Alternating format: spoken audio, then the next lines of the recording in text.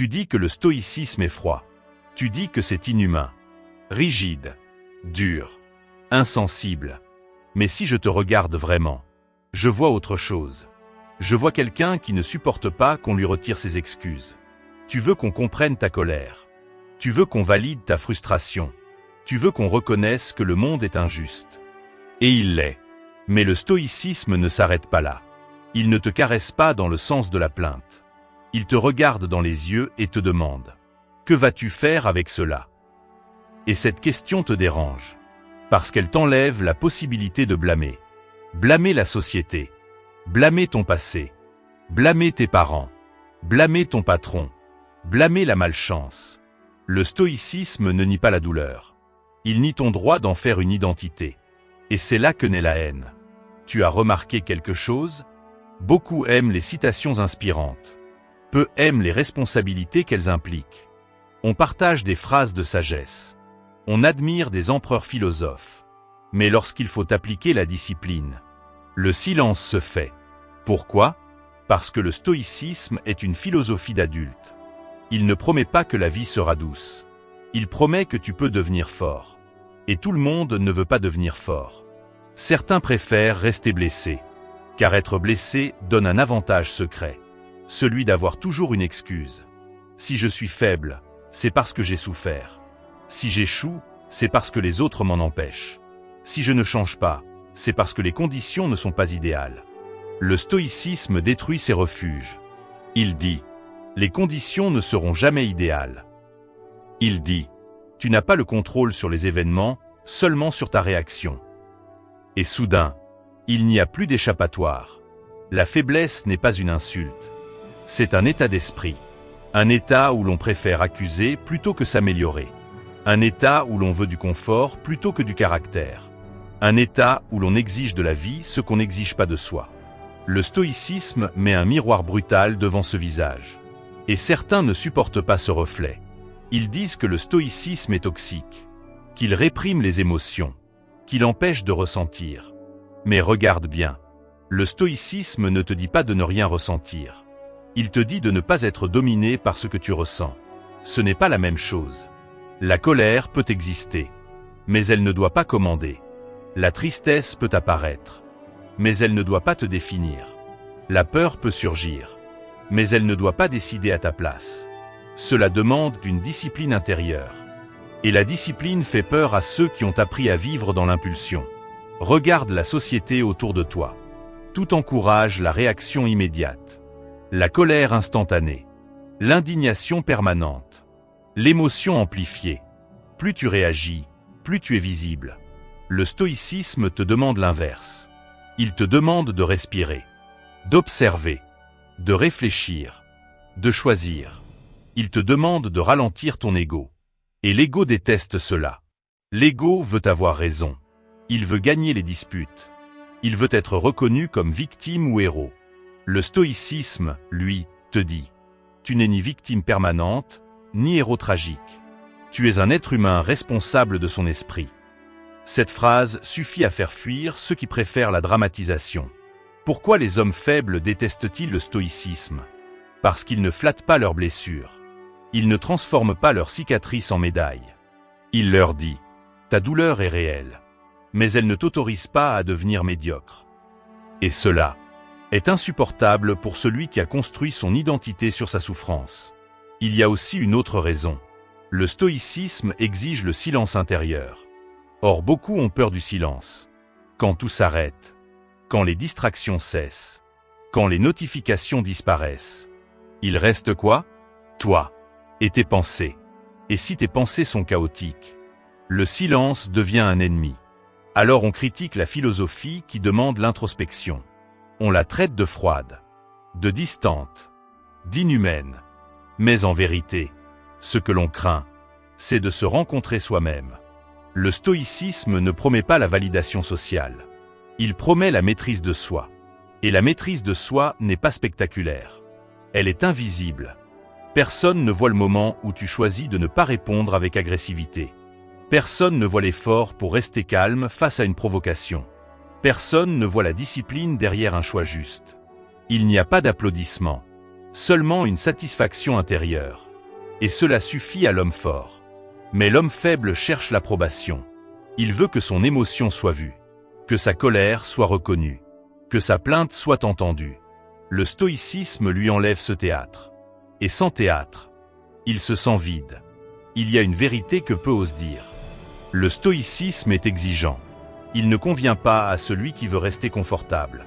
Il te dit, supporte l'inconfort, endure la critique, travaille sans garantie de résultat, reste droit quand personne ne regarde. Ce sont des mots simples, mais ils demandent une transformation radicale. Car être stoïcien, ce n'est pas citer Marc Aurèle. C'est vivre comme si ta dignité dépendait de ton caractère. Et elle en dépend.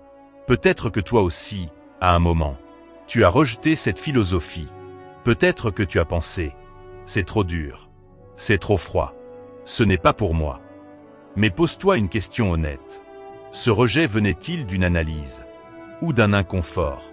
Parfois, ce que nous appelons mauvais est simplement ce qui nous confronte. Le stoïcisme confronte. Il confronte ta paresse. Il confronte ton besoin d'approbation. Il confronte ton attachement aux excuses. Et personne n'aime qu'on lui retire ses béquilles. Mais écoute ceci attentivement.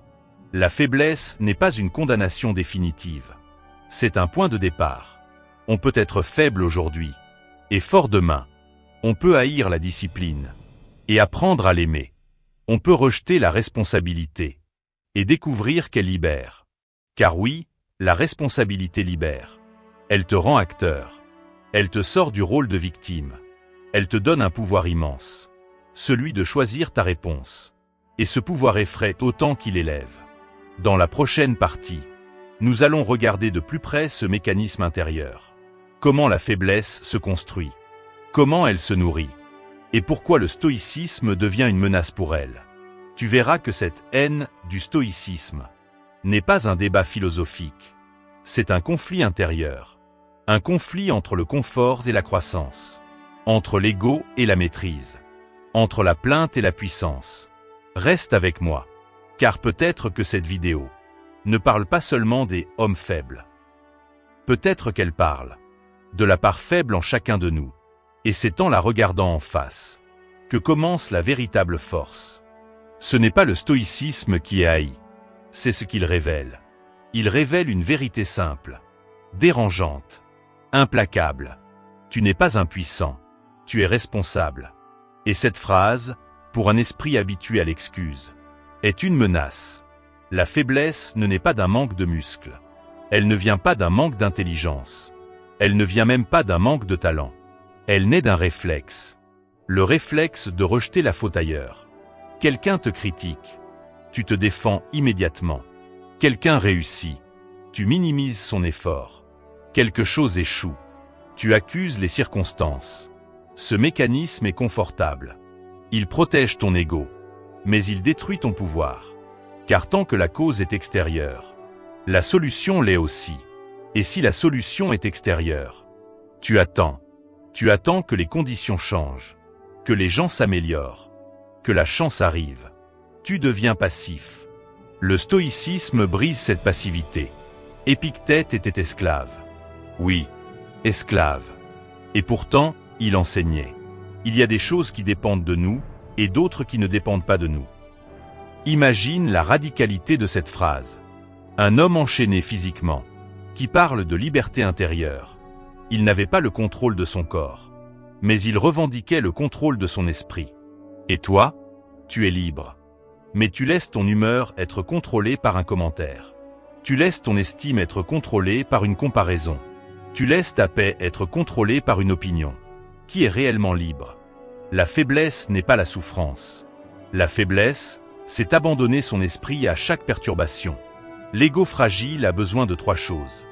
Être validé, être excusé, être admiré. Le stoïcisme ne donne aucune des 3. Il ne te valide pas dans ta plainte. Il ne t'excuse pas dans ta médiocrité. Il ne t'admire pas pour ton potentiel non utilisé. Il te demande: que as-tu fait aujourd'hui pour devenir meilleur? Et cette question, répétée chaque jour, démolit les illusions. Sénèque écrivait: ce n'est pas parce que les choses sont difficiles que nous n'osons pas. C'est parce que nous n'osons pas qu'elles sont difficiles. La faiblesse transforme la difficulté en justification. La force transforme la difficulté en entraînement. Regarde bien la différence. Nous vivons dans une époque étrange. Tout est plus accessible, plus rapide, plus confortable. Mais l'esprit est plus fragile. Pourquoi? Parce que l'inconfort est devenu optionnel. Tu es contrarié, tu changes de vidéo. Tu es critiqué, tu bloques la personne. Tu es frustré, tu te distrais. Tu n'endures plus. Le stoïcisme exige l'endurance. Il te demande de rester, de regarder l'émotion, de la comprendre, de ne pas fuir. Cela semble simple. Mais pour un esprit habitué à l'évasion permanente, c'est une épreuve. Beaucoup disent vouloir la liberté, mais peu veulent la discipline qu'elle exige. Car la liberté intérieure n'est pas gratuite. Elle demande de maîtriser ses réactions, d'accepter la critique, d'assumer ses erreurs, de travailler sans garantie. C'est lourd. Et l'homme faible cherche la légèreté immédiate. Il veut se sentir bien maintenant, même si cela l'affaiblit demain. Le stoïcisme, lui, sacrifie le confort immédiat. Pour une force durable, il y a aussi une autre dimension. La faiblesse a besoin d'un récit. Un récit dramatique. Je suis spécial parce que j'ai souffert. Je suis différent parce que je suis incompris. Je suis unique parce que le monde est contre moi. Le stoïcisme ne nourrit pas ce récit. Il dit « Tu es un être humain parmi d'autres. Ton rôle est d'agir avec vertu. Rien de spectaculaire, rien de glorieux, juste la constance. Et pour celui qui a besoin d'être exceptionnel pour se sentir exister. Cette simplicité est frustrante. Marc Aurèle, empereur de Rome, écrivait « Si quelqu'un peut te montrer que tu as tort, change. » Observe la maturité de cette phrase. Pas de défense automatique. Pas d'orgueil blessé. Changer si l'on a tort. L'homme faible ne change pas. Il se justifie. Changer exige humilité. L'humilité exige force. Le stoïcisme est une école d'humilité. Et l'humilité est insupportable pour l'ego fragile. Ne pense pas que cette vidéo parle des « eux ». Elle parle de toi. De cette part en toi. Qui préfère scroller plutôt que travailler. Qui préfère accuser plutôt que s'améliorer. Qui préfère être compris plutôt que se corriger. Cette part existe en chacun. Le stoïcisme ne condamne pas cette faiblesse. Il la discipline. Il ne te dit pas « tu es mauvais ». Il te dit « tu peux être meilleur ». Mais pour devenir meilleur, il faut accepter d'être insuffisant aujourd'hui. Et cette reconnaissance est douloureuse. Au fond, la question est simple. Veux-tu être confortablement faible ou inconfortablement fort? Le confort flatte l'ego. La force construit le caractère. Le confort cherche l'approbation. La force cherche la cohérence. Le confort fuit l'épreuve. La force l'accueille. Le stoïcisme est un choix quotidien, un choix silencieux. Et c'est précisément parce qu'il demande un choix qu'il est détesté par ceux qui veulent rester passifs. Dans la prochaine partie, nous irons plus loin. Nous verrons comment transformer cette faiblesse en puissance. Comment passer de la réaction à la maîtrise, de la plainte à la discipline, de la fragilité à la stabilité. Car le stoïcisme n'est pas une condamnation, c'est une invitation. Une invitation à devenir solide, dans un monde instable. Et peut-être que si cette philosophie t'a dérangé, c'est qu'elle te concerne plus que tu ne l'imagines. Maintenant, écoute attentivement. Ce que tu appelles faiblesse n'est pas une condamnation. C'est une matière brute. Une matière que la vie te donne, pour que tu la transformes. Le stoïcisme ne méprise pas l'homme faible. Il lui tend un outil. Mais cet outil coupe. Il coupe les illusions. Il coupe les excuses. Il coupe les dépendances invisibles. Et tout le monde n'est pas prêt à être libéré. La faiblesse se nourrit de récits. Je ne peux pas à cause de. Je suis comme ça depuis toujours. On ne m'a jamais donné ma chance. Ces phrases créent une identité. Et l'identité devient une prison. Le stoïcisme commence par une rupture brutale. Tu n'es pas ton passé. Tu n'es pas tes blessures. Tu n'es pas tes échecs. Tu es ce que tu choisis de faire maintenant. Épictète enseignait. Ne cherche pas à ce que les événements arrivent comme tu le veux, mais veux-les comme ils arrivent, et tu seras heureux. Cela ne signifie pas aimer la douleur. Cela signifie cesser de lutter contre ce qui est déjà arrivé. Le passé est un fait. Ta réaction présente est un choix. La faiblesse regarde en arrière. La force agit dans le présent. La plupart des gens ne sont pas faibles parce qu'ils sont incapables. Ils sont faibles parce qu'ils évitent l'inconfort. Ils évitent la confrontation. Ils évitent l'effort prolongé. Ils évitent la discipline répétitive. Mais la force n'est précisément là. Sénèque écrivait « La difficulté fortifie l'esprit, comme le travail fortifie le corps. » Regarde la salle de sport. Un muscle ne se développe pas dans le confort. Il se développe dans la résistance. Ton esprit fonctionne de la même manière.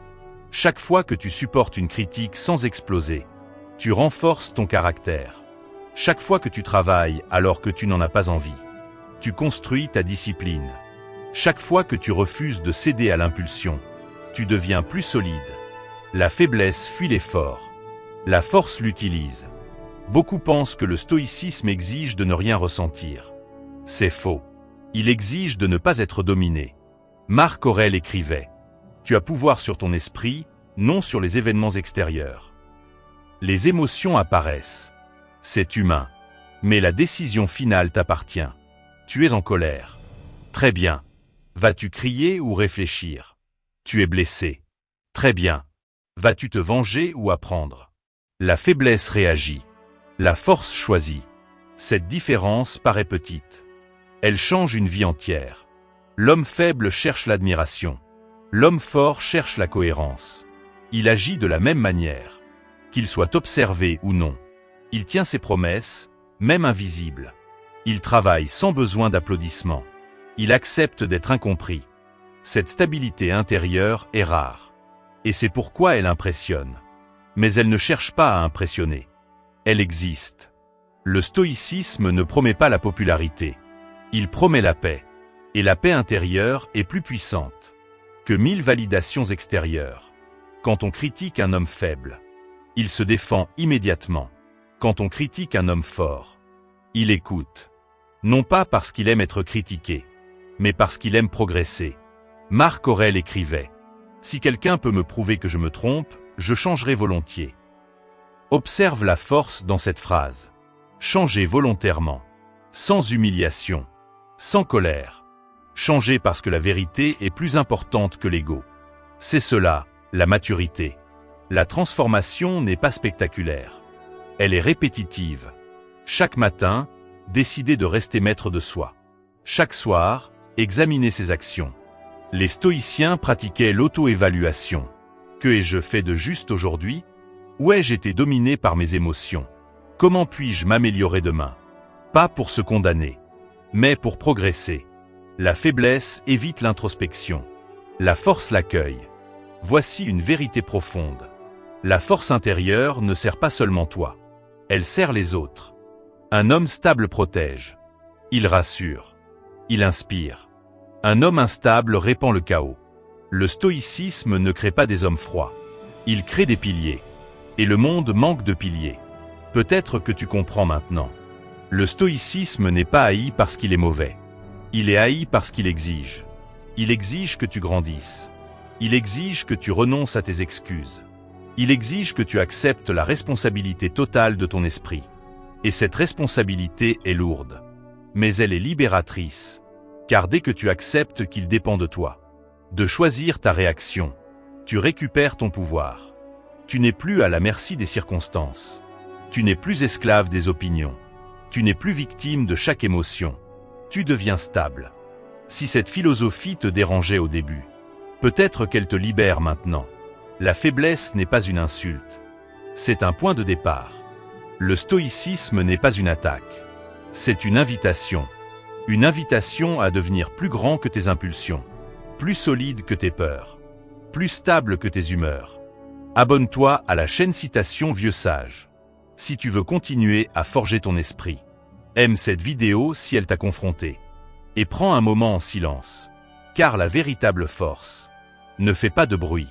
Elle se construit dans les décisions invisibles que tu prends chaque jour.